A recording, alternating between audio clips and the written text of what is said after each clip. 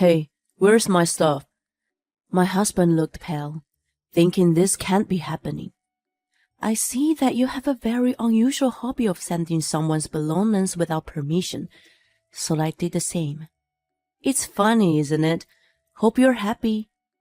Worried that he would faint, my idiot sister-in-law grimaced at me. I have suffered from these two more than enough.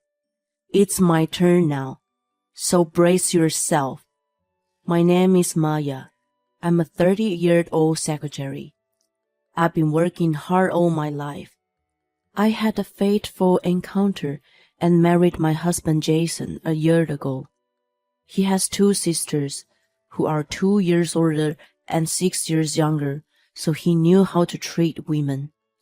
I fell for his loving and caring manner. However, there's one person who's been troubling me since the beginning of our marriage. It's his younger sister, Jasmine. She got a job after graduating from college, but I quit because it just didn't seem right for me. You know what they say, the first 3 months are crucial, right? She quit her job after only 3 months. She's moving from job to job after that. When she came to visit me for the first time, "Whoa, what a tidy house. You're good at cleaning. I'm the youngest, so I'm not good at housework. How amazing. I admire you." I wasn't particularly as good as she thought. Jason suddenly told me that night that she was coming over, so I cleaned up the house in a haste. I didn't feel bad for being praised by her, although I wondered that being the younger had to do with cleaning skills. I was happy to see her, who was bubbly and cheerful. I also liked the idea of having a younger sister-in-law as I was the only child. That day, she came over at 2 p.m. and didn't show a sign of leaving until 6 p.m. I wanted to get ready for dinner, so I mentioned, "Well, I'm gonna start cooking dinner." I hoped she would get a hint and leave, but I got an unexpected reaction from her. "Yay! Can I watch it? I love watching people cook." Seeing the twinkles in her eyes, it was hard for me to say no. "Sure." I forced a smile.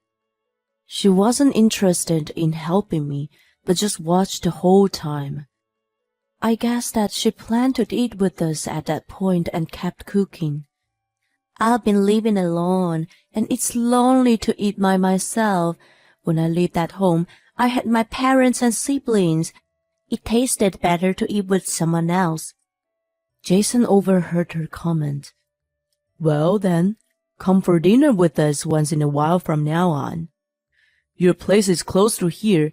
We were feeling lonely with just the two of us. Isn't that right, babe?" That's right." I wasn't really keen on it. Jasmine wasn't a bad girl, but we were still newlyweds and we both worked. I valued our private time having a meal together.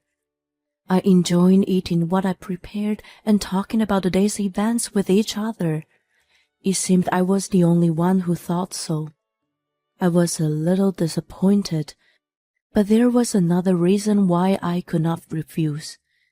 My in-laws lived about an hour's drive. When we got married, my mother-in-law asked me, "My oldest is very independent and reliable, but the younger two grew up more carefree. Please take good care of Jason." I was so taken by her concerned tone of voice that I was obliged. I had not realized that my in-laws were pretty strange people at that point. I tried to think that having Jasmine over for dinner once in a while wasn't such a big deal. Contrary to my thought, she started to show her thick skin the next day. When I came home exhausted from working overtime, I was absolutely stunned by what I saw. "Oh, Maya, you're home at last. I'm starving. I can't wait to eat." Jason and Jasmine were lounging on the sofa. There were some leftover snacks on the table, and even some crumbs were littered on the floor. I wasn't OCD, but I was not happy to find that she came over without my permission and made a mess. On top of it, she asked me to hurry up and make her dinner as soon as I got home. I tugged on Jason's arm, who was laughing while watching TV. Jason, honey, come here for a minute. What the hell? It's just getting better, my idiot husband complained. What's going on here? Why is she here again? Why is she making herself at home? Why? He cut me off from asking one question after another. Babe, wait, calm down. Why are you so upset? You said it was okay yesterday.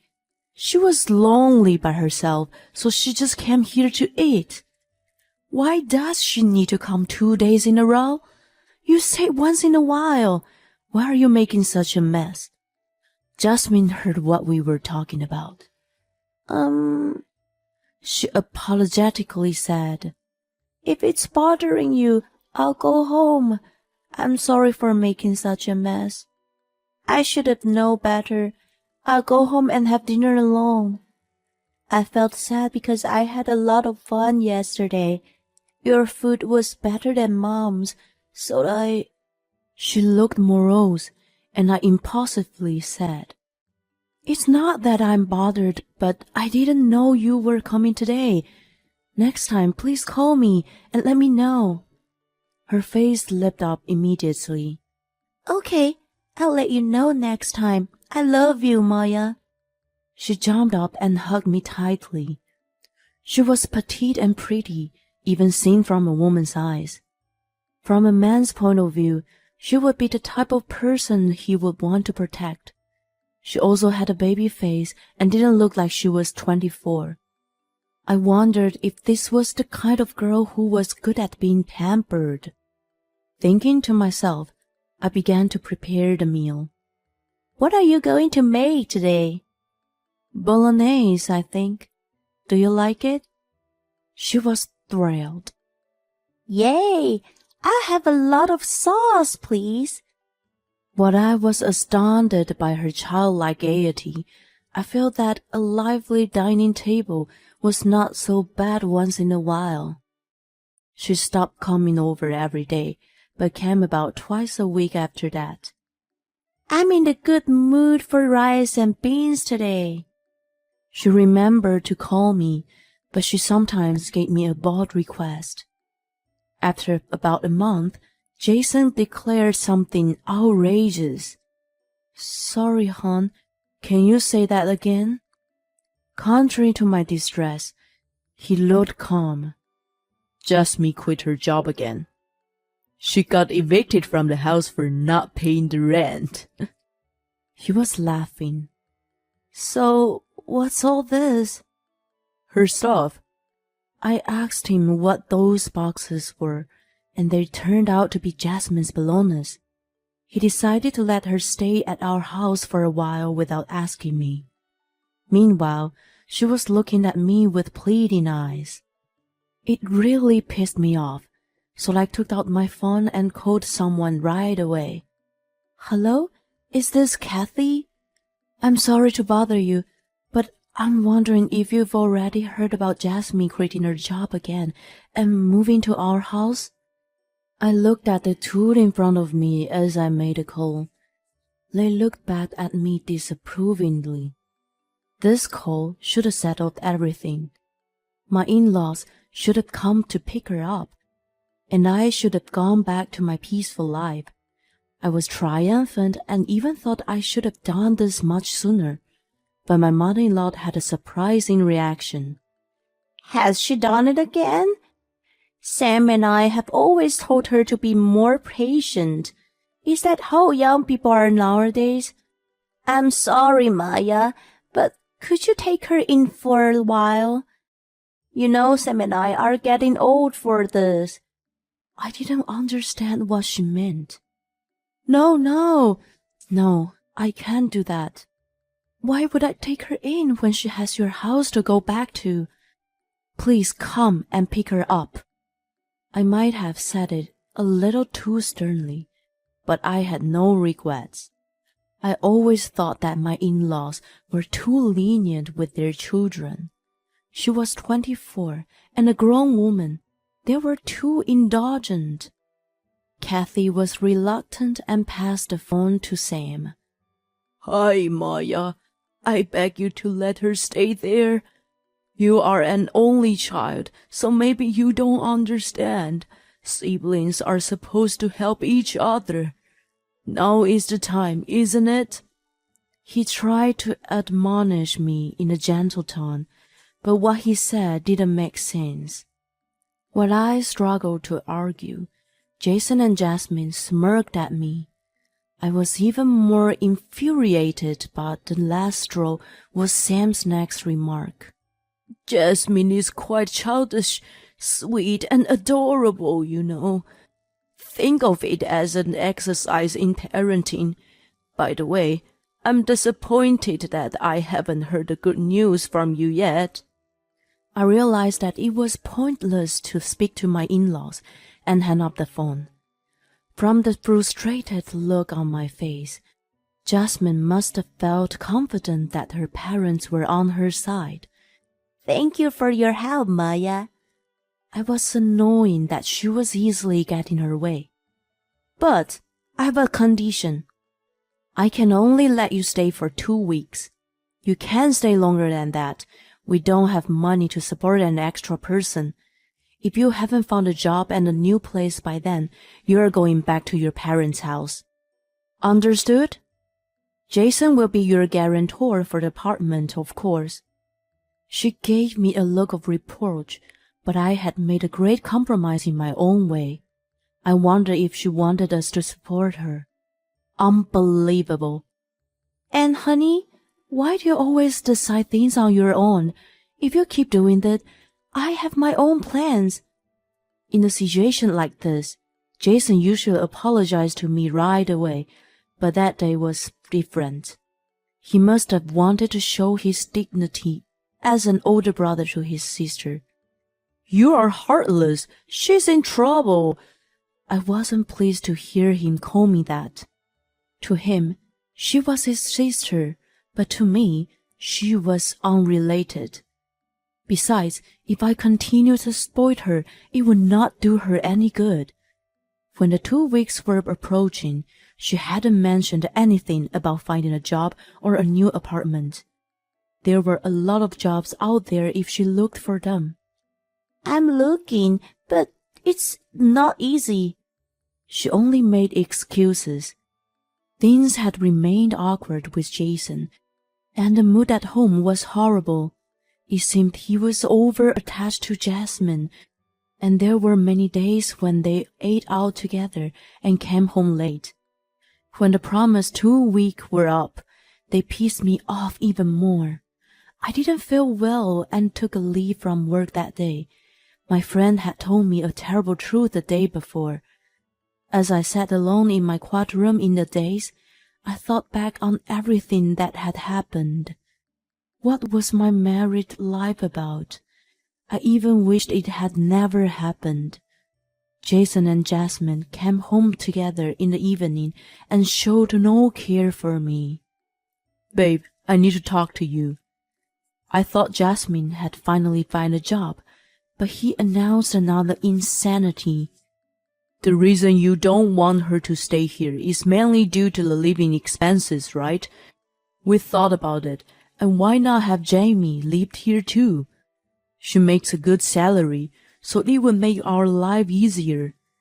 He was so proud of the idea, and I felt nothing but sorry for him. I was sure he was crazy, and there was one more like him. "My sister's never been angry with us no matter what we do. I think she'll agree with our idea.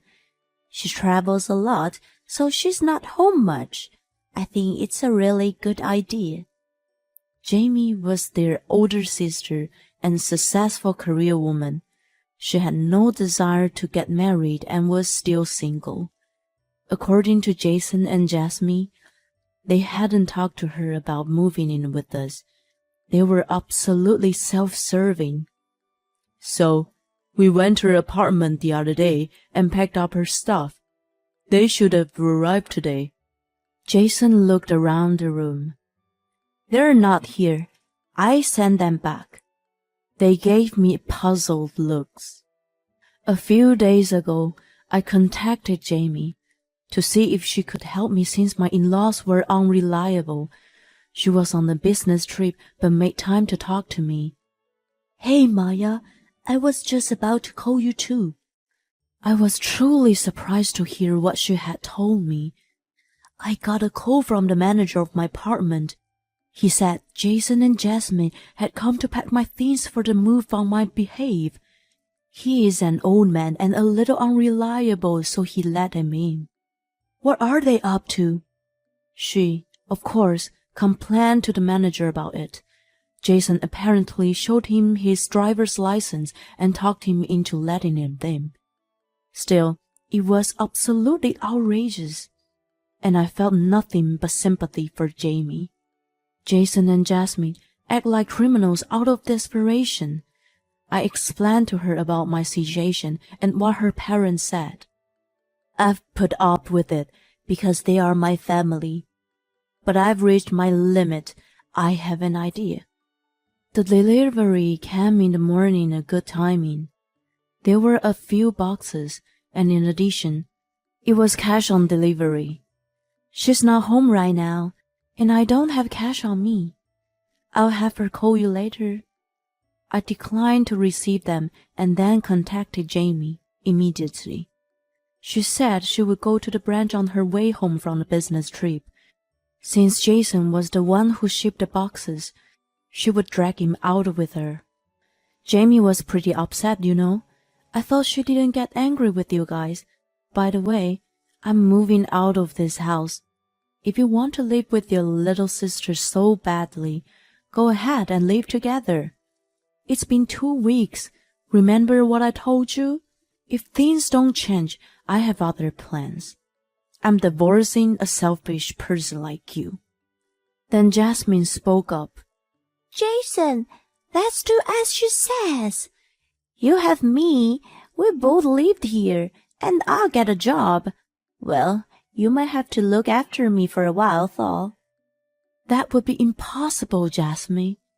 I simply stated the truth, and she pouted at me. I received a call from my friend for the first time in a while last night.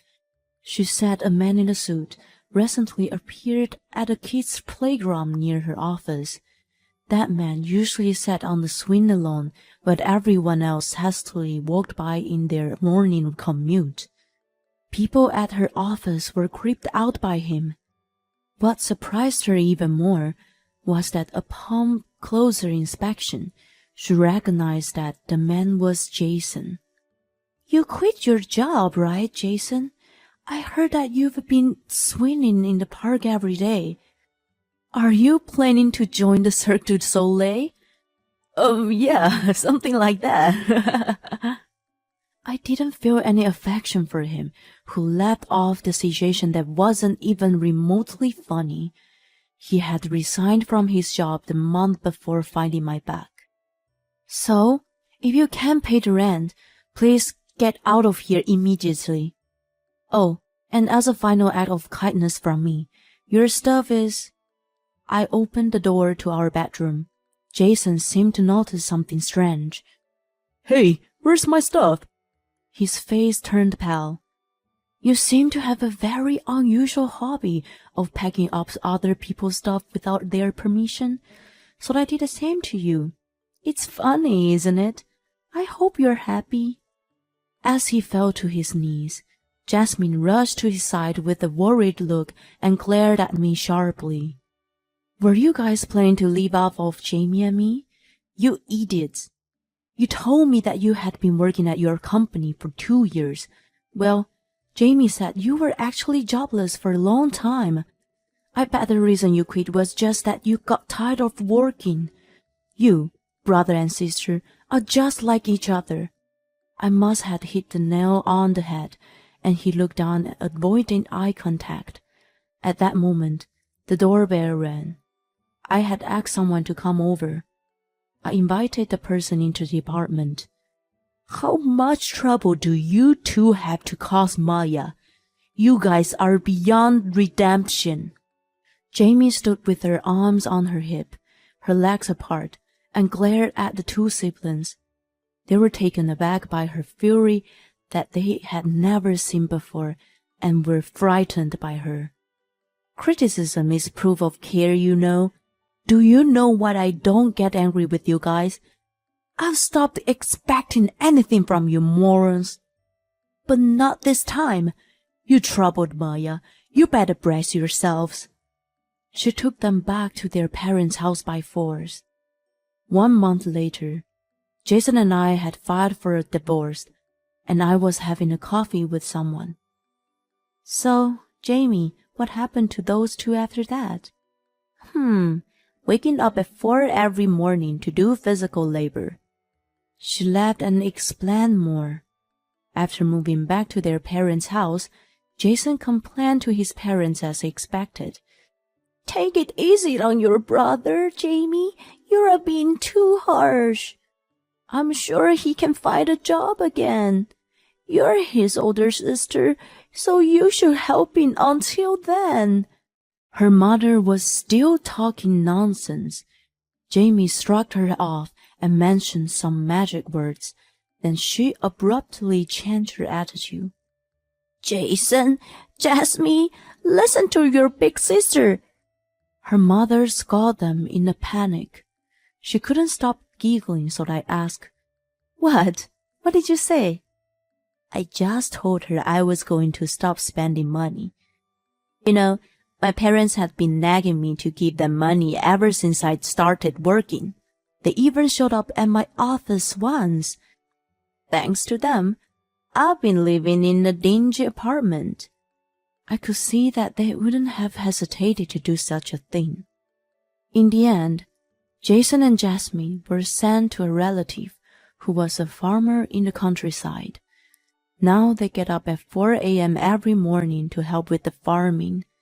There is no entertainment or anything around, and they've already tried to escape several times. Of course, they've been caught and brought back each time. When my uncle was told about the trouble they caused, he was very motivated to correct their rotten behavior. Well, I don't think people change that easily. By the way, you're leaving for Hong Kong next week, right? She's been transferred to the Far East and won't be returning the States for a while. She's determined not to send any money to her parents from now on. When she told them about it, they called her heartless and selfish. I thought they were despicable for taking a lot of money from her for a long time. After losing her financial help, they will probably have to live on the shoestring from now on. I had given up on life, but this was a good opportunity to break it off. Thank you, Maya, and I'm really sorry about my stupid brother. I hope you meet a truly nice guy someday and be happy." She left with a big smile on her face. Since then, I have moved and welcomed a new family member. She is a Chihuahua, and I named her Coco. She is very independent like a cat and has a snobby attitude, but that's what makes her so cute. "Coco, let's go for a walk." The morning air always feels good. While on the walk I meet people, and I'm thankful for the new encounters. A lot has happened, but I'm going to forget the past and enjoy my new life.